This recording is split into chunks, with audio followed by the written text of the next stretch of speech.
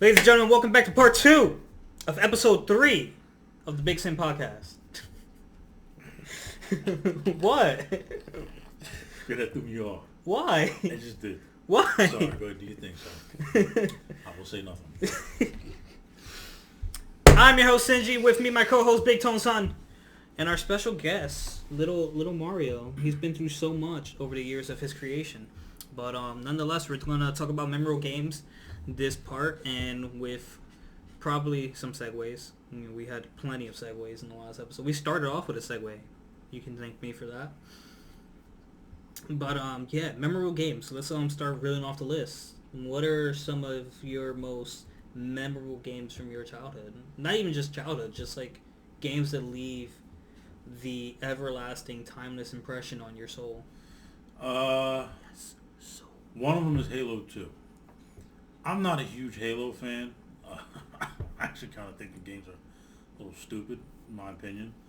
But Halo 2 was one of my favorite games because back in starting 2006, my homeboy LJ Smith had his own apartment. Like his parents owned a condo, so he had the downstairs all to himself. His parents had the upstairs. So almost every day we would meet up at LJ's house and we would all play Halo 2 all day, all night, and we would drink while doing it. So we usually had back from YouTube. Yo, why you activating my phone, dog? So we usually had it was usually 5 or 6 of us, right? So we had a rule. If we had 5, whoever got the lowest amount of kills had to pass off the sticks. If we had 6 people, 2 people with the lowest amount of kills had to pass off the sticks. Usually it was only Randy passing off the sticks. But, Trash. It is what it is. But that was probably one of my most memorable games because I actually, we didn't play online. We all came together and we would game all night long. It was just me and the homies, and that's something I miss so much. Like we used to do that all the time. Man, it was so fun. Grand Theft Auto 3. Because I played first Grand Theft. Well, here. Let's do one and one. No, you do one and then I'll do one. Okay, so go ahead. So my only actual memory of Halo is going to my boy's house. Halo just seems like one of those games. The most fun you'll have with it is with friends. Yeah. So, my boy Askia Cruz. Shout out to Askia, man. I tried to get in contact with him after high school. It just doesn't seem possible. But I hope he's doing well. That was my boy, man. We would go to his house, and he was the friend that he would try to stay over my place. I'd try to stay over his place. We would swap games and whatnot. And Halo 3, man, had some fucking fun with Halo 3. To the point where his mom came out because you come through with that energy sword, and it's it's a one-hitter quitter. You pop that corner and see you do with an energy sword. You just scream involuntarily, and the mom comes out. Shut the fucking game off. I'm like, damn. I'm at the yelling stage of this relationship, I see. I can get that smoke too. Damn. But yeah, I'll put Halo 3 up there. Even though I'm not a big Halo guy. I'm not even a big Xbox guy in general. Yeah. You know what? I'll even put Halo 3 on there, and it's not from playing the game. It's actually for the midnight release of the game. Now, when Halo 3 first, when it was releasing, back in the day, GameStop used to do the midnight releases. So I remember for Halo 3, the line was damn near wrapped around the building. And I'm not talking about, how now it goes from GameStop all the way down towards that gym. Mm-hmm. Back then, it used to go from GameStop all the way past ShopRite. That's how they used to do it. So the line was literally all the way down towards the end of ShopRite. Me and my homies, we were kind of toward the front of the line. We got there 4 hours early. And what made it so memorable was we actually I'm not the most outgoing person. I can be, but I'm not the most outgoing. I don't like meeting new people or talking to strangers. I think that's why we get along. Probably. I think so. Really. But this particular night, man, there was a, how old was I at the time? I was probably 21. So there was people that were about my age, a couple guys that were like maybe 16, 17. You had guys from mainland football team coming out to get this game. So there's a huge football game that started in the parking lot. Huge football game. So my one homie who didn't want to play football, he held our spot because there was like 6 of us out there. So he held all of our spots. We out in the parking lot playing football, wilding out, having a good time. But that's the only reason why Halo 3 would be memorable to me, because that night for like 4 or 5 hours we were wilding the fuck out with like 20, 30 other people. That night was fun as hell. All right.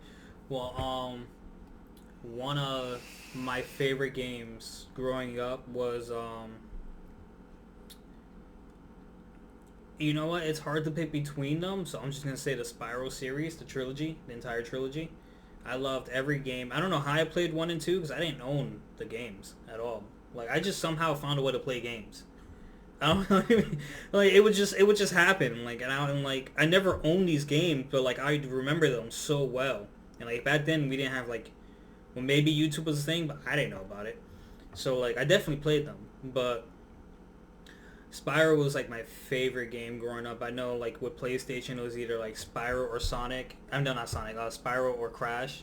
Wow, I said Sonic. And Spyro was my game. Like I did play Crash, but Crash was more so like my mother's favorite, and I would play it when I like visited my mother. She had a PlayStation 1, 2 at her house. So, but like Spyro took the top of my list for like childhood favorite. Mine would have to be Resident Evil 3. Coming soon. I loved Resident Evil 3, and a lot of people thought that was like, back then, like that was one of the weakest Resident Evils. To me, it was one of the best. Like you could find regular boxed ammunition, or you could make your own ammunition. I thought Nemesis is the best villain in any Resident Evil game. It was just relentless, and plus this was different. Like you had the quick time selection where you could do one thing or do the other, but then whichever one you choose, it would change the course of the game. Like I think one section was at the very first one you have to make is either you stay outside and fight Nemesis at the police station, or you just run inside.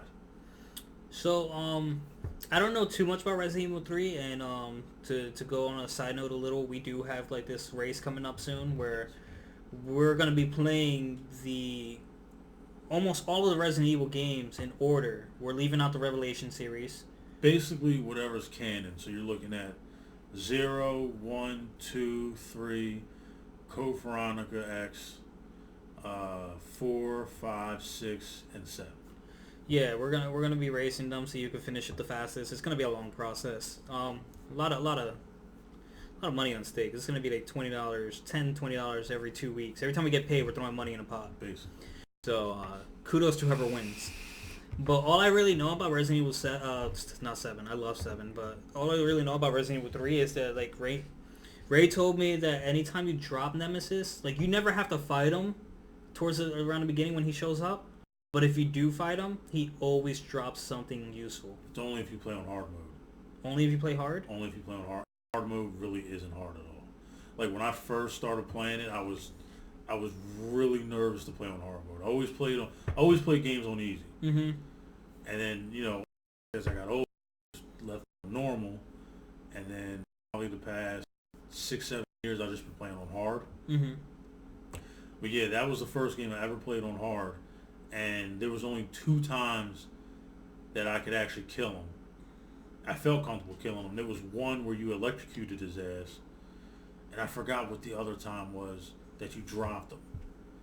And I think he drops gun parts for a pistol and gun parts for a shotgun. And I only found that out years later after the game came out. That's why I started playing on hard mode. But it still had the tank controls, but it was the first game that introduced that whole, quick selection shit. And it was also the first Resident Evil game where you could actually do like a dodge roll, which if you timed it right, which a lot of times didn't fucking work, but it came in handy, especially when you had to fight that big bastard in the courtyard. I forgot what building it was in, but it definitely came in handy.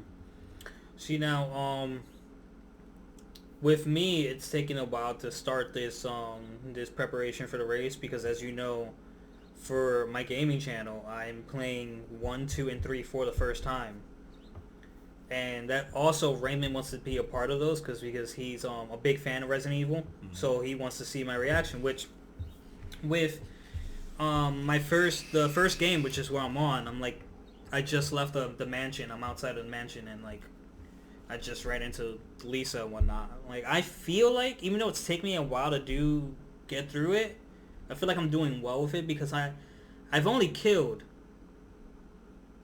1 zombie. I would say 2, but I died shortly after I killed him, so it didn't count. I got flooded in the shark room. He broke it. I was confused. I didn't know what to do. I kept pressing things and nothing was happening. I couldn't go back upstairs because the door was locked. And I was just like, I'm gonna die. I'm going to die. There is no way around it. But now I know where I can go because I went in a shark room when I didn't need to go in there. I went in another room when I didn't need to go in there. I was just like, where do I go? It was just something I asked myself a lot during this series. Like, where am I supposed to be right now? But I wanted to mention Resident Evil 1 because, like, it's a great game and, like, it's one of the games that avoided me when I was growing up, and it's actually really fun. Kind of terrifying, but fun. From what I know, you actually can dodge a lot of those fuckers, and it might benefit you a lot towards the end because, like, apparently zombies you down turn into Crimson Heads. This is only the remake. Or the remaster, I meant. This is a remaster. But apparently zombies you take down turn into Crimson Heads if you don't burn their bodies, and, like, you're so limited on the items you can carry, it's, like, impossible to carry, like, fluid with you all the time if you want to, like, progress and shit, because, like, you want health, you want situations. It's, like, it's a very like, it's a horror game, but, like, you have to be really strategic with it too. Yeah. The first Metal Gear Solid, actually technically it's not the first, so we'll go with PlayStation Metal Gear Solid. The first time I ever played that was on a demo disc. Back when my aunt used to work at Pizza Hut. For Christmas, she sent me 2 demo discs and, like, a bunch of these little Star Wars figurine things. And you could only get them at Pizza Hut. And I remember on that demo disc, it was Metal Gear Solid, it was Tony Hawk's Pro Skater, which we played the hell out of that one too. And it was a bunch of other stuff. But me and my homeboy, Andy Taylor, we played the fuck out of that Metal Gear Solid demo. Like, it was just so fucking intriguing. So he his mom actually wound up buying it for him. And I would go over his house on the weekends a lot, stay over there for the weekends, and we played this thing all the time. All the time. I remember we got to the very last fight with Metal Gear and we couldn't beat it. So one day I'm hanging out with my homeboy Dean Walsh, and he had it. And he was showing me, he told me a little trick on how to beat it, so we did it and it worked. And we wound up beating the game, and after being stuck on Rex for like a month, we finally beat it. And so when I finally got it myself, I played it all the time. Non-stop would play. Like, I did a speed run of it one time and beat it in like 2.5 hours. Isn't that, like, so fun when, like, you love a game so much and you play it and, like, try to get through it as fast as you can? Yep. I was thinking about like getting little speed runs of, like, Super Mario Odyssey because it's so fun. You can get through it so fast. Yeah. But sticking to the Metal Gear series real quick. Metal Gear 3 is a game I had for PlayStation 2. Metal Gear Solid 3. Great game. Here's my problem with Metal Gear Solid 3, right? I liked it. I liked all the fights. I liked fighting the sniper who, like, suddenly arrives from the dead, fucking old ass freak and moves the speed of sound apparently. In 1 minute he's on a mountain, the next minute he's right behind you stealthily. I'm like, how the fuck do you move that? You just woke up. He was in a wheelchair. Oh, what the hell was his name? The End? Yeah, The End. The End, right? My game glitched. This was my problem with the game. My game glitched. The fear, I think he was the guy that's like, you're in a river and you're walking down the river. You know how you're supposed to beat him, right? So you take the death pill, so he thinks you're dead, and then you take the revive pill, so you like come up. My game never let me take the revive pill. I just kept dying and dying and dying and dying. I could never take the pill. I was just like, I know how to do it. I know what I need to do. It just won't let me do it. That's back in the day where if your game was fucked, it was just fucked. There was no update. You were just screwed. I just couldn't do it. I couldn't beat it. I liked the game. I was having fun with it. I just couldn't beat it because I don't know how to take pills. Another one of mine is Mike Tyson's Punch-Out for the original Nintendo. I can't tell you how many hours I logged playing that game. That is probably my favorite game of all time. Loved Mike Tyson Punch-Out. Only ever got to him a couple times. I think I might have beat him once. Like one punch, this motherfucker would put you down on your ass. But that game was so much fun. I know a lot of people probably never heard of the game, or if they did, they did not understand why it was so much fun. But I think that was the first video game I ever played. Was Mike Tyson Punch-Out, and that shit was, man, it was, I can't explain it. It was just so much fun. Like, every single person had their quirks where there was ways to beat them. Like, I forgot what this one guy's name was, but he had the long head, and once he missed the one move, you just kept hitting him left and right the whole time you put him down. There was another guy, the only way to put him down is if you hit him in the big X on his belly button. Great game, man. It was such a fucking great game. I wish there was a way I can play it. I still have my original Nintendo. I need to go find Mike Tyson Punch-Out. Yeah, it's probably expensive as hell. Probably. So let me see. A Nintendo game that I played a lot growing up. Besides the obvious Super Mario 64, I won't do 64, even though it's a good game, really good game, because I didn't own in any way, shape, or form the Mario 64. So one game we did own in the house, because we had a GameCube, was Super Mario Sunshine. I think I've heard of that before. It was the one where like the stars had little balls at the end of them, and he had the water machine on his back. I never played it, but I've heard about it.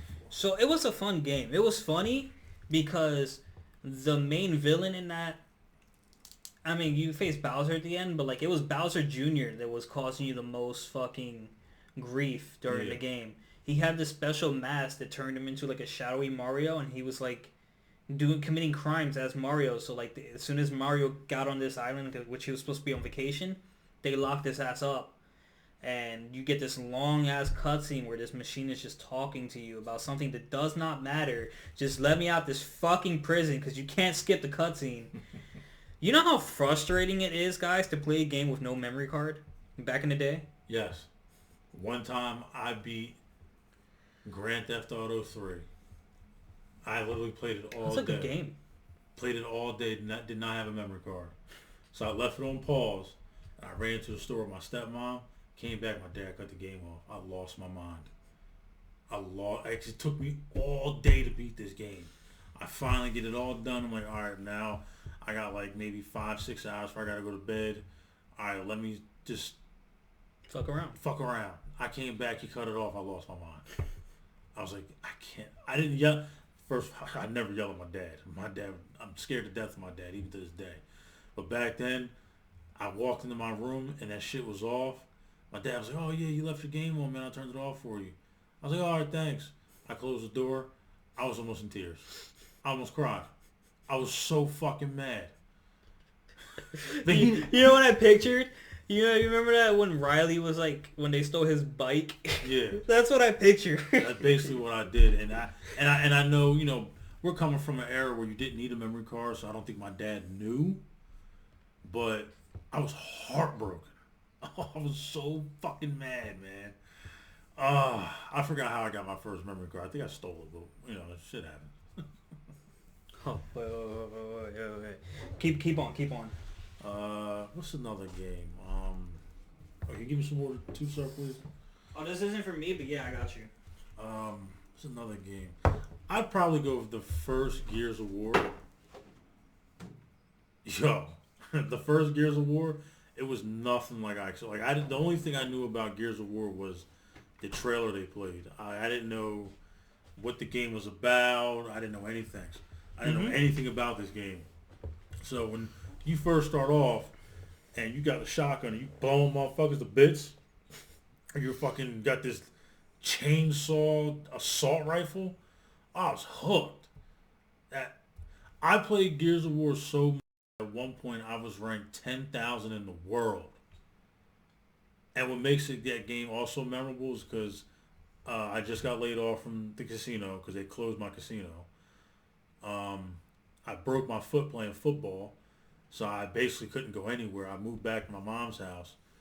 I was on unemployment, so I asked my mom if we can get the internet, and I paid for the internet. And that was the first time I ever joined a clan. Like I couldn't sleep one night because my foot was throbbing. So I jumped on. It's like 1 o'clock in the morning, and I'm searching just for a room to jump in. And I remember I jumped in this room that this dude Bad Boy 702 was hosting. It was him, this girl Star, and this dude Renegade Weapon. I didn't talk on the mic. I had the mic on, but I wasn't talking. I was just listening to these motherfuckers play, and I just started playing online, so I wasn't good at all. And I remember we played until about 5-6 o'clock in the morning. They got me out of my shell. I started talking to these guys. I probably slept like maybe 3-4 hours. Jumped back online. They were all online. We played for probably another 2-3 days, and they were like, "Yo, we should start a clan." So we started this clan called True Fam. I was one of the original founding members, and yeah, man, we went hard for almost a year, and our little clan grew from just us four to like 50 people. So I was meeting new people, making different kind of connections and relationships and shit. Like I remember I met this one dude who was Bad Boy's cousin, who worked at having a conversation with him. Told us like, "Yo, man, I really want to get a low rider," and blah blah blah. He's like, "Yo, I work at an auto mechanic shop out in L.A." It's like, "Yo, I'll sell you one dirt fucking cheap. We got them on the lot. I'll hook you up." Yeah, man, I've met a lot of cool people, man. It was fun. The first Gears of War was really fun. So before I mention another game, I said this wasn't for me. You know who this is for? Who? Fucking Sean. How's this for a dry ass table? Hey, take that, Sean. Fucking, I got it. Just making a point here. I don't need to drink to have fun. Fuck you mean? I do. Nah, he probably won't even watch this. Probably not. Yeah, I'm gonna have to tell him like you need to watch episode 3, part 2, get towards like the middle-ish, and listen to what I had to say. Speaking of which, the homie had surgery on his nose, so hopefully he's feeling better. His mouth works, I'll tell you that. Oh yeah, that ain't never gonna stop. So I'm gonna mention a newer game. That, but not too new. It was like one of the first PlayStation 4 games I got because I didn't have PlayStation 3. Infamous Second Son. That was the name of the game. I had so much fun with that game, bro. Like I played it a lot. Like I played it on normal. I played it on easy. I played it on hard. I played it good, bad. I platinumed that game. I had fun with it. So I love any game that lets you fly. Mm-hmm. Even if it's like momentarily, like if you can keep it indefinite, like if you're good enough, I love almost any game that lets you fly. I don't care what game it is. If I can fly in it, more often than not, I'm flying around doing nothing for at least 10 minutes. Grand Theft Auto San Andreas. Grand Theft Auto San Andreas may be the greatest game of all time. Debatable, yes. It may be. In my opinion, it is the greatest game of all time. The greatest game of PlayStation 2 era of all time. To this day, it still has one of the most annoying missions I've ever done. Oh yeah, no doubt. But they were different. The fucking train mission, bro.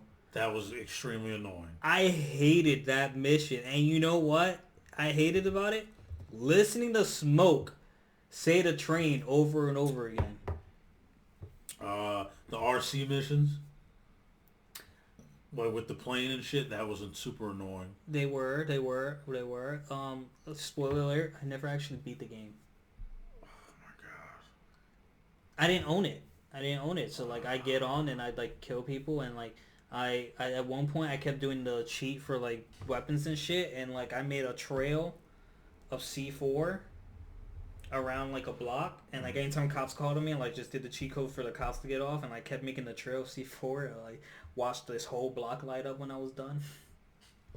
You do know they sell the remaster version for PlayStation 4, right? I bought it. Play it. I tried. Yeah. You know what happened? Another game came out.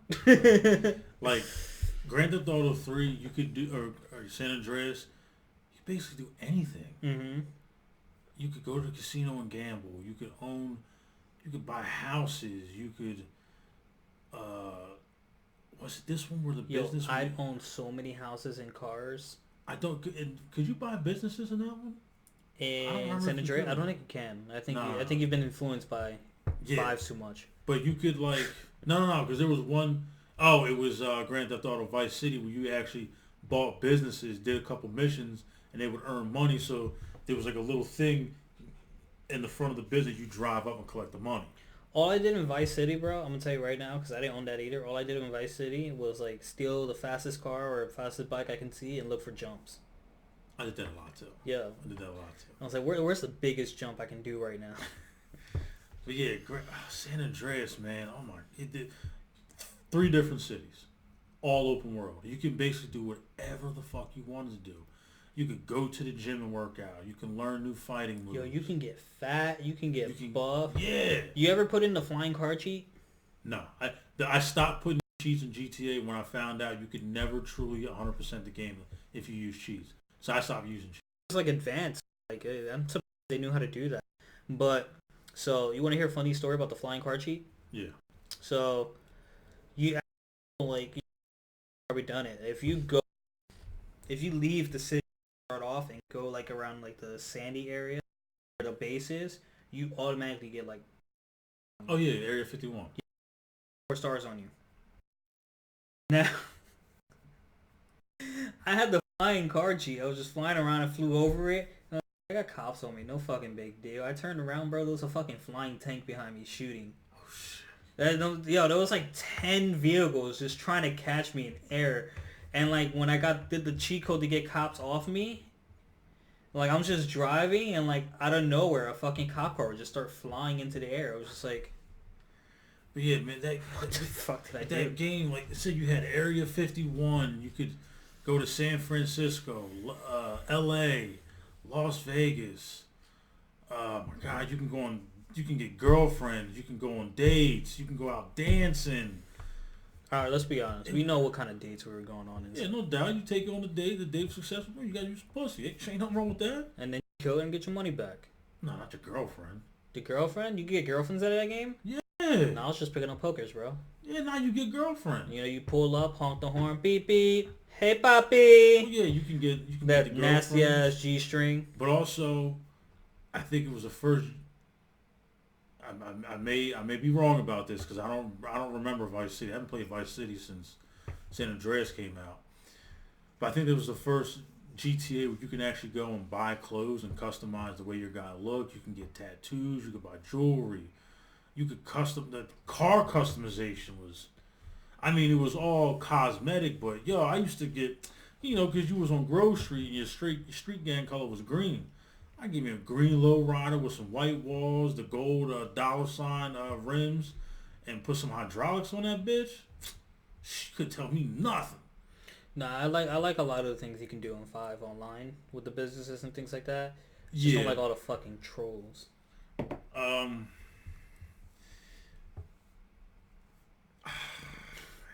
So another memorable game, another memorable series. God of War. God of War. People. There are people out there who don't think God of War has a story. I mean, it's a very thin story, but Like at all.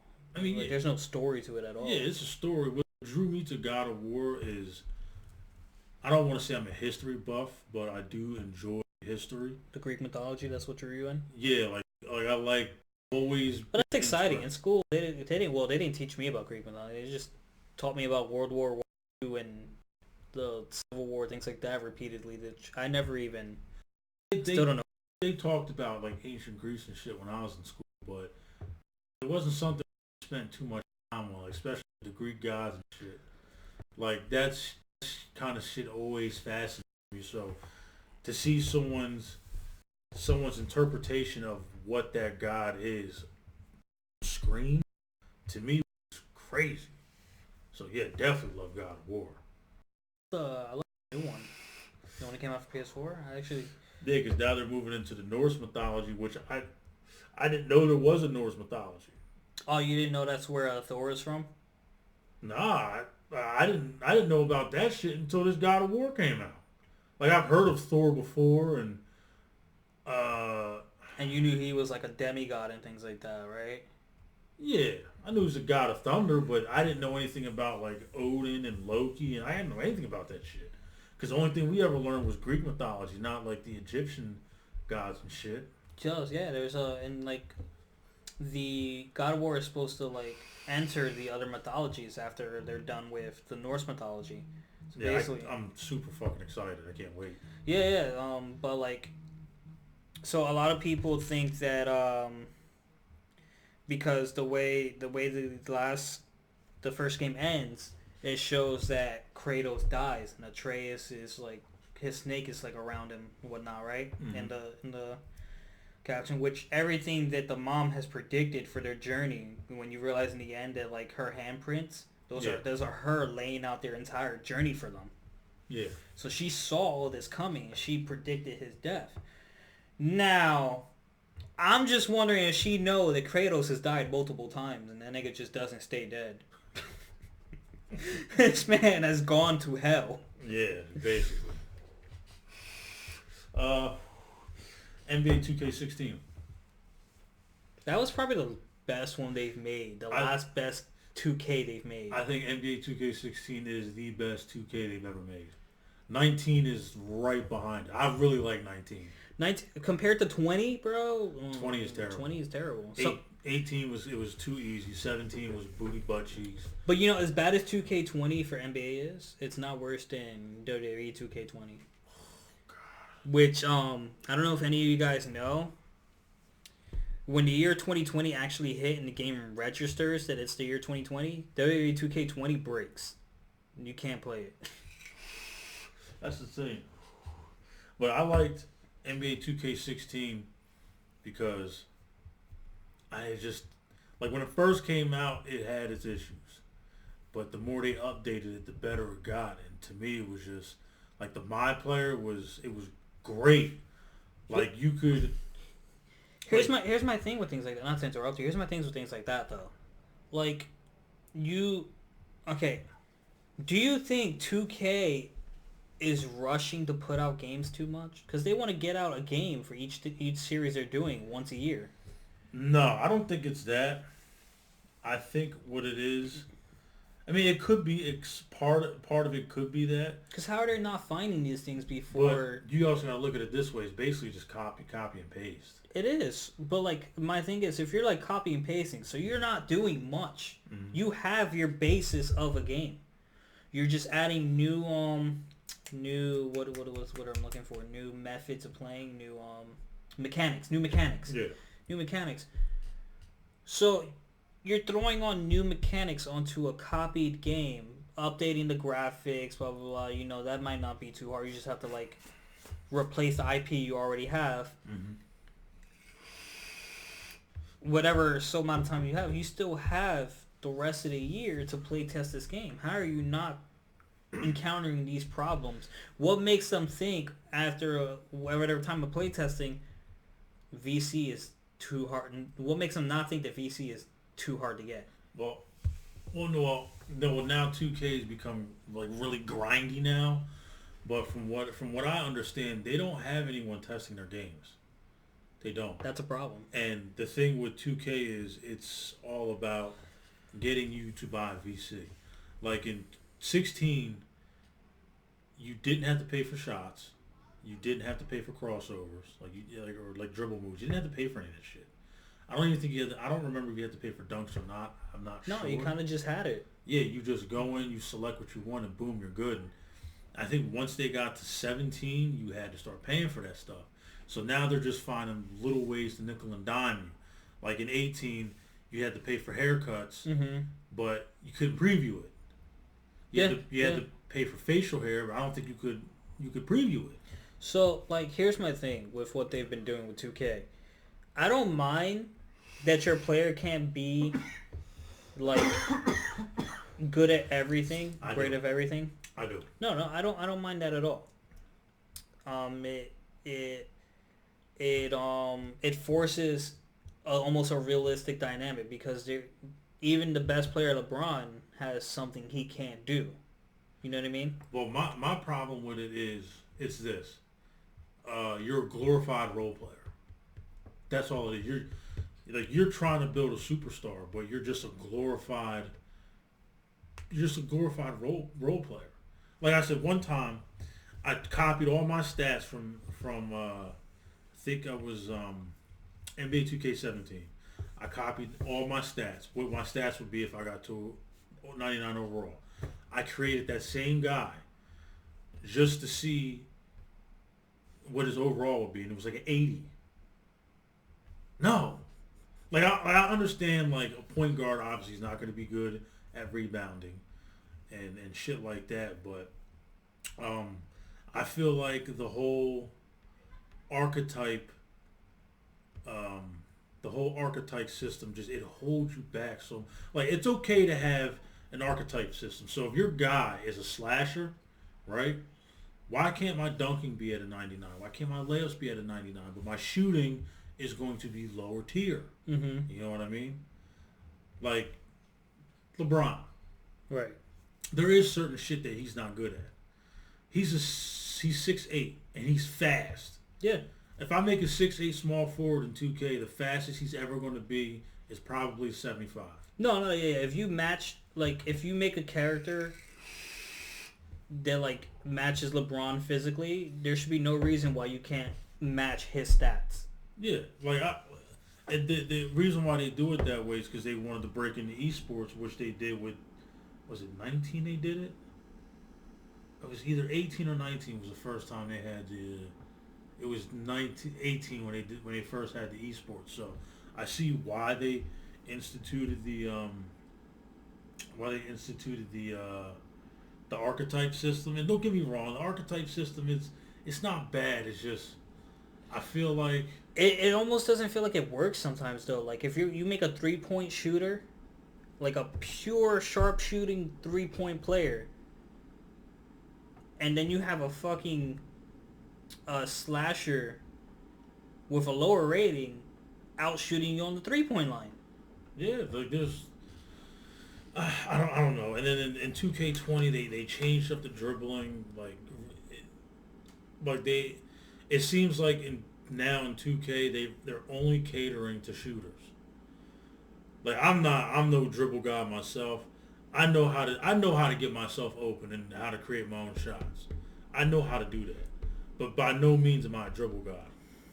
But it sucks fucking how all these updates that they do, it's solely to help out shooters.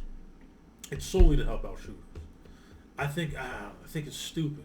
I said I like 2K16. It was basically, are you a outside guy or inside guy? Right. So even if I pick the outside guy, I could still get to the basket and finish. Mm-hmm. 86 speed, it's not bad. And by no means do I have burners, but I played damn good defense in that game. But you can outrun most people. Yeah. Yeah. So I played damn good defense. So if you came down trying to do all that wild, crazy dribbling shit, I'm snatching the ball out your hand every fucking time. Yeah. So it's happened to me. He's done it to me. So, yeah, to me, in my opinion, 2K16 is the best 2K of all time. That's just my opinion. Yeah, then every year, man, 2K they take out more and more game modes. Now they're more focused on not my player, my team aspect with the cards. Yeah, so which it's kind of like everyone likes pack reveals. Everyone likes pack openings, things like that. Just like to see what you get, things like that. It's like even when like it wasn't in a game, you get a pack of cards and you're just like, oh my god, what'd I get?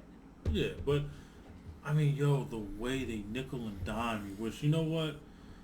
I'm going to touch on this real quick because it's something that has been bothering me as someone who has been playing games for, going on 29 years? Microtransactions?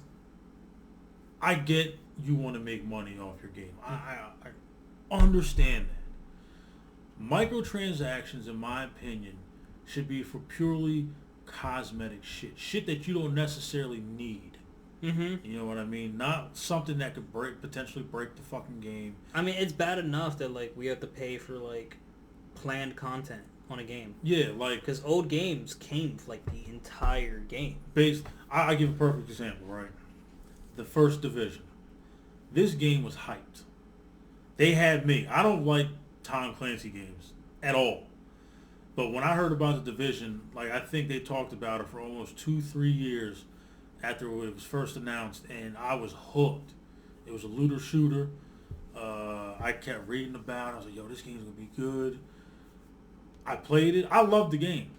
I did everything you could in that game. I beat all the side missions, all the story missions, found all the collectible items and shit. Once you beat the game, there's nothing to do except go into the Dark Zone. That is it. And I mean, the Dark Zone, yeah, don't get me wrong, it has its fun moments. Like, you never know when someone's going to turn rogue and shit like that. But it's so repetitive. It absolutely, after doing that for like 2 months, I was like, this is fucking boring. But then in order to get the other shit, you have to pay for it. Whereas back in the day, like a PlayStation 2 era. Well, that's just the thing. Because like a lot of games these days, they have no replay value. No. Like if that game would have came out in the PlayStation 2 era, you would have had Underground, Survival, and I forgot what the PvP mode was. I forgot what it was. All that shit would have came together. Yeah. Okay? So why couldn't you have all that come with the game? And then you do like your little cosmetic shit. You know what I mean? Like clothes and different types of paint and shit like that. First of all, you put out Underground, which only had like 4 different variations of fucking missions. It was just different multipliers you could put on. That got old really quick. The PvP mode, which I can't remember what it was, that was fucking stupid. Because at the time, now we're going up against PC players, where they literally just have to point and click, where they can keep the mouse cursor on you the whole time and shoot while you're trying to dance, but you can't do the same against them. So you're already at a disadvantage. The best game mode for that game was survival. The absolute best game mode. Now, I'm gonna touch on that, and I'm gonna do a hot take on why DLC is probably so popular now. But I'm gonna do it in the next part because we gotta wrap this part up. Okay. So that's gonna do it for part 2 of episode 3, guys. Thank you so much for watching. If you enjoyed, like, comment, and subscribe, and we're gonna catch you in part 3. See you.